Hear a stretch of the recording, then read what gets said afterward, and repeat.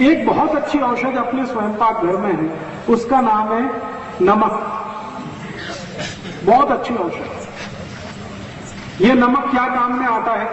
जिसको भी blood pressure कम हो गया हो, लो बीपी, उसकी सबसे अच्छी औषध है नमक। क्या करना है? इसको पानी में मिला के पीना। जिनको भी लो ब्लड प्रेशर की शिकायत है, उनको नमक पानी में मिला के पीना सबसे अच्छी औषध है। कितना नमक और कितना पानी? 1 गिलास पानी में आधा चम्मच नमक मिला सकते हैं या आधे चम्मच से थोड़ा कम। उतना अगर नियमित रूप से पिएंगे तो लो ब्लड प्रेशर की बीमारी बिल्कुल ठीक कर देगा। और यही नमक हाई ब्लड प्रेशर को भी ठीक करता है। लेकिन वो कैसे ठीक करता है? हाई ब्लड प्रेशर की जिनको बीमारी है, उनको नमक मिला के पानी में स्नान करना, पानी से, नमक पानी से स्नान करना। हाई बीपी जिनको, लो बीपी जिनको है, उनको नमक पानी पीना है। हाई बीपी जिनको है, उनको नमक पानी से स्नान करना। 1 बाल्टी पानी में 100 ग्राम नमक मिला दीजिए, इस नमक पानी से स्नान करिए। स्नान करते समय पानी को कभी सिर पर मत डालिए, सिर को छोड़कर पूरे शरीर पर डालिए। और स्नान करने के बाद शरीर को 5-7 मिनट ऐसे ही छोड़ दीजिए, उसको पोंछने का नहीं। नमक लगा है तो लगा रहने दीजिए, कपड़े पहन लीजिए और कभी भी साबुन मत लगाइए। तो आपको हाई ब्लड प्रेशर 15 से 20 दिन में ही ठीक हो जाएगा। नमक पानी से स्नान करें। हाँ, बहुत अच्छा सवाल आपने पूछा। कौन सा नमक? सबसे अच्छा जो नमक आता है वो सेंधा नमक, सबसे अच्छा। दूसरे नंबर पे जो नमक आता है काला नमक, और तीसरे नंबर पे नमक आता है वो क्रिस्टल फॉर्म का नमक, पाउडर नहीं, वो जो छोटे छोटे डेले में आता है ना क्रिस्टल, वो नमक। ये जो पाउडर वाला नमक आजकल बाजार में आ रहा है आयोडीन युक्त, ये तो बहुत ही खतरनाक है। सरकार ये जबरदस्ती सबको खिला रही है। हमने इसके खिलाफ मुकदमा किया हुआ भारत सरकार में। भारत सरकार के विरुद्ध हमने सुप्रीम कोर्ट में मुकदमा किया हुआ। ये जो जबरदस्ती सबको आयोडीन युक्त नमक खिला रहे हैं ना, ये बहुत ही खराब है। आप कोई भी मत खाइए इसको, क्योंकि आयोडीन युक्त नमक कभी भी मत खाइए। क्यों नहीं खाएं वो जान लीजिए।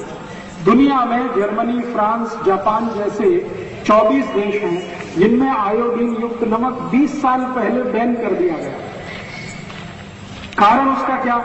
इन सभी देशों में आयोडीन युक्त नमक खाने से एक गंभीर बीमारी आई जिसका नाम है नपुंसकता, इम्पोटेंसी। तो वहां के वैज्ञानिकों ने रिसर्च करके रिपोर्ट दिया कि इम्पोटेंसी का, नपुंसकता का सबसे बड़ा कारण है आयोडीन युक्त नमक। तो अमेरिका में, जर्मनी में, जापान में, सभी देशों में ये बैन कर दिया गया। फिर वहां का ये नमक भारत आ गया और भारत में सबको जबरदस्ती खिला रहे। तो हमने मुकदमा किया है सरकार के खिलाफ। तो एक दिन क्या हुआ कि भारत सरकार का एक अधिकारी वो आया अदालत में, मुकदमा होता है ना तो आना पड़ता है। तो हमने एक दिन उसको पूछ लिया कि भाई तुम ये जबरदस्ती क्यों खिला रहे हो सबको आयोडीन युक्त नमक?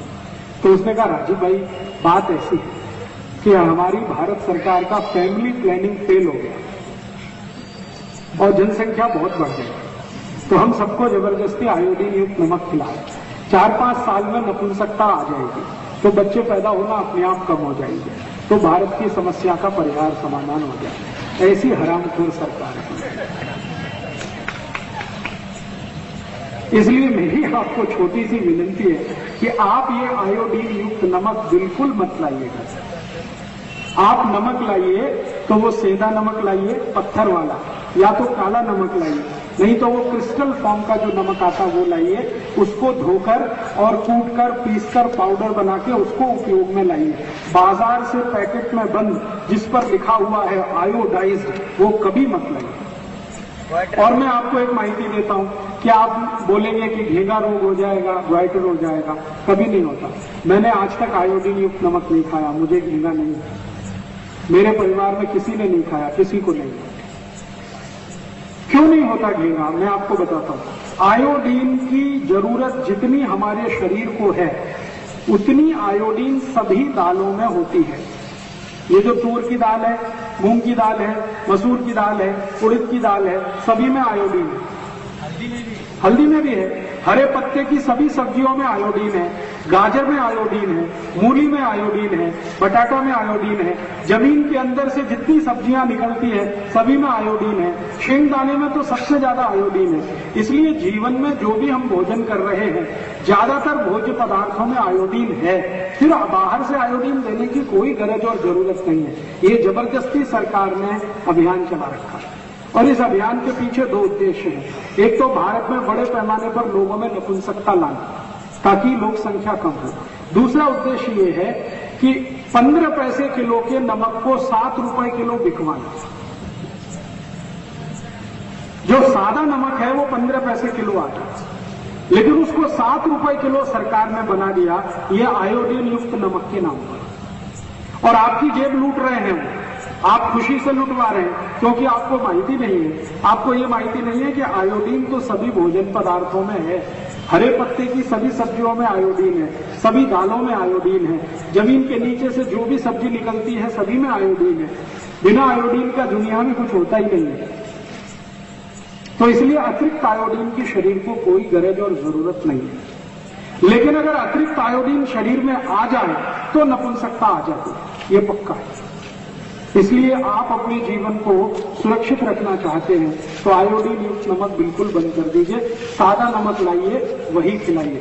तो नमक कौन सा खाएंगे कल से तय कर लीजिए। वो सेंधा नमक सब जगह मिलता है, थोड़ा महंगा आता है, वो ले आइए। और एक नमक आता है पाकिस्तानी नमक नाम से मिलता है, लाहौरी नमक के नाम से मिलता है, वो भी अच्छा है। नहीं तो वो क्रिस्टल फॉर्म का डेले वाला नमक वो सब गाँव में मिलता है, वो लाइए, उसी का उपयोग करें। आयुर्वेद में वाघभट्ट संहिता में एक सूत्र है हाई ब्लड प्रेशर के लिए और लो ब्लड प्रेशर के लिए संस्कृत में। तो उस सूत्र में ऐसा लिखा हुआ है कि जिनको हाई ब्लड प्रेशर है, उच्च रक्त दबाव, उनको समुद्र स्नान करना चाहिए। अब 40 गांव में समुद्र कहां से आएगा स्नान करने के लिए? तो इसलिए मैंने आपको सरल करके बता दिया कि आप पानी को जब स्नान कर रहे हैं तो उसमें नमक मिला दीजिए, समुद्र तैयार हो गया। समुद्र का माने है नमक का पानी, तो बाल्टी का पानी है उसमें नमक मिला दीजिए, समुद्र तैयार हो गया। इस पानी से स्नान करिए। तो ये हाई ब्लड प्रेशर की सबसे अचूक, सबसे सरल, सबसे अच्छी दवा है। हाई ब्लड प्रेशर के किसी भी मरीज को नमक मत खिलाइए, नमक के पानी का स्नान कराइए। और लो ब्लड प्रेशर के किसी भी मरीज को नमक खिलाइए ज्यादा से ज्यादा।